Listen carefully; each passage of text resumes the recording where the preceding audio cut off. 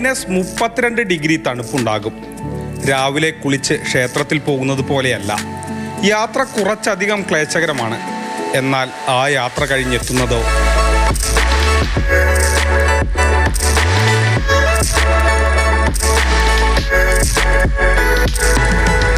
ഭൂമിയിൽ ഒരു സ്വർഗമുണ്ടെങ്കിൽ അതിതാണ്, ഇതാണ്.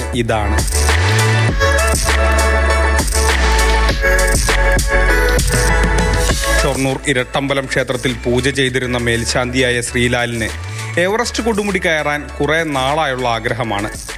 ആഗ്രഹം തോന്നിയാൽ പിന്നെ കാത്തു നിൽക്കരുത്, ഒറ്റ മൈൻഡ് അങ്ങിറങ്ങണം. അങ്ങനെ ആലമ്പിള്ളി മനക്കിലെ 32-കാരനായ AM ശ്രീലാൽ ജനുവരി 16 വൈകിട്ട് കൊച്ചിയിൽ നിന്നും ബാംഗ്ലൂർ വഴി കാഠ്മണ്ഡുവിലേക്ക് വിമാനം കയറി. ദൈവത്തിന്റെ അനുഗ്രഹവും അതൊരു പാഷനാണ്, അതങ്ങനെ തുടർന്നുകൊണ്ടിരിക്കുന്നു ജോലിയോടുകൂടി. കേരളത്തിലെ ഒരു ക്ഷേത്രത്തിലും ഈ എവറസ്റ്റ് കയറിയിട്ടുള്ള ഒരു മേശാന്തി ഉള്ളതായിട്ട് ഞാൻ കുറേ നോക്കി, അറിയില്ല. അപ്പോൾ അതിൽ ഏറ്റവും അഭിമാനം ഞങ്ങൾക്ക് ഉള്ളതാണ്, ഞങ്ങളുടെ തിരുവേനി എവറസ്റ്റ് കയറിയ ആളാണെന്ന്. എല്ലാ ദിവസവും രാവിലെ 7-ന് കാൽനടയായി യാത്ര ആരംഭിച്ച് വൈകിട്ട് 3 മണിയോടെ നിർത്തും. അടുത്ത ദിവസം വീണ്ടും യാത്ര. അങ്ങനെ 14 ദിവസം കഴിഞ്ഞപ്പോൾ ശ്രീലാൽ തൻ്റെ ലക്ഷ്യസ്ഥാനത്തെത്തി. സമുദ്രനിരപ്പിൽ നിന്നും 5364 മീറ്റർ ഉയരത്തിൽ സ്ഥിതി ചെയ്യുന്ന എവറസ്റ്റ് ബേസ് ക്യാമ്പിൽ.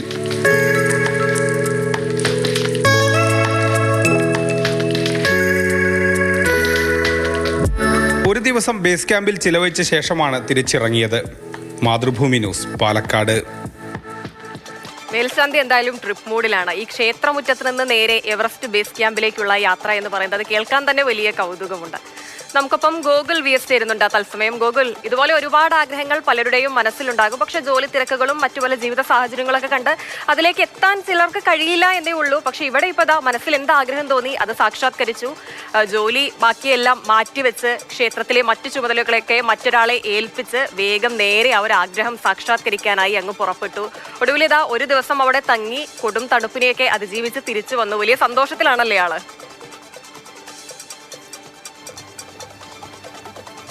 നമ്മുടെ ഇഷ്ടങ്ങൾ അത് നേടിയെടുക്കാനായിട്ട് കഠിനാധ്വാനം ചെയ്യുക, അല്ലെങ്കിൽ അതിനുവേണ്ടി പ്രയത്നിക്കുക എന്നുള്ളതാണ്. അത് എത്ര തിരക്കുണ്ടെങ്കിലും ശരി, എത്രയൊക്കെ ബുദ്ധിമുട്ടുണ്ടെങ്കിലും ശരി, അങ്ങനെ അതിനുവേണ്ടി പ്രയത്നിച്ചാൽ ആ ആഗ്രഹം നമ്മൾ നേടിയെടുക്കും എന്നുള്ളതാണ് ശ്രീലാലിൻ്റെ അനുഭവം നമ്മളെ പഠിപ്പിക്കുന്നത്. അതായത് ശ്രീലാലിന് കുറേ നാളുകളായി എവറസ്റ്റിൽ പോകാനുള്ളൊരു ആഗ്രഹമുണ്ട്. ബേസ് ക്യാമ്പ് വരെയാണ് ഒരു സാധാരണക്കാരന് വളരെ പെട്ടെന്നൊക്കെ പോകാൻ കഴിയുക. അങ്ങനെ ബേസ് ക്യാമ്പിലേക്ക് യാത്ര നടത്തുകയാണ്. ഈ ബേസ് ക്യാമ്പിലേക്ക് യാത്ര നടത്തണമെങ്കിൽ അതും അത്ര എളുപ്പമൊന്നുമില്ല. കാരണം -30 തണുപ്പുണ്ടാകും. വളരെ കഷ്ടപ്പെട്ട യാത്രയാണ്. ദിവസവും 6 മണിക്കൂറിനൊക്കെ അടുപ്പിച്ച് നടക്കേണ്ടി വരും. അങ്ങനെ ഒരു 4-5 ദിവസമൊക്കെ ഇങ്ങനെ നടന്നാലാണ് ബേസ് ക്യാമ്പിലെത്തുക. അതും ശാരീരികമായ വളരെ അവശതകൾ നമ്മൾ നേരിടും. കാരണം നമുക്കൊന്നും പരിചയമില്ലാത്തൊരു കാലാവസ്ഥയിലൂടെയാണ് നമ്മൾ കടന്നു പോകുന്നത്. നിരന്തരമുള്ള പ്രാക്ടീസുകളൊക്കെ തന്നെ അതിന് വേണം.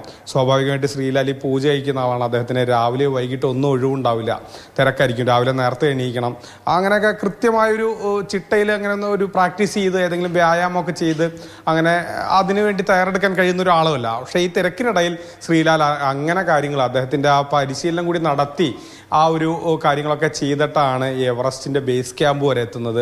ആ എത്തുന്ന സമയത്ത് അദ്ദേഹത്തിന് സ്വാഭാവികമായിട്ടും വളരെയധികം സന്തോഷം ഉണ്ടായിട്ടുണ്ടാവും. കാരണം ജീവിതത്തിലെ ഏറ്റവും വലിയ ആഗ്രഹമാണ് നേടിയെടുക്കുന്നത്. ഏതൊരു മല കയറുന്ന ആളുടെ അല്ലെങ്കിൽ ഇങ്ങനെ ട്രക്കിംഗ് ഒക്കെ ഇഷ്ടപ്പെടുന്ന ആളുടെ ഏറ്റവും വലിയ സ്വപ്നമാണ് എവറസ്റ്റ്. അത് യാത്ര ചെയ്യുക എന്നുള്ളത് വലിയൊരു ആഗ്രഹമായിരുന്നു. എന്തായാലും അത് യാഥാർത്ഥ്യമായി, ഒരു സ്വപ്നം സാക്ഷാത്കരിച്ചു.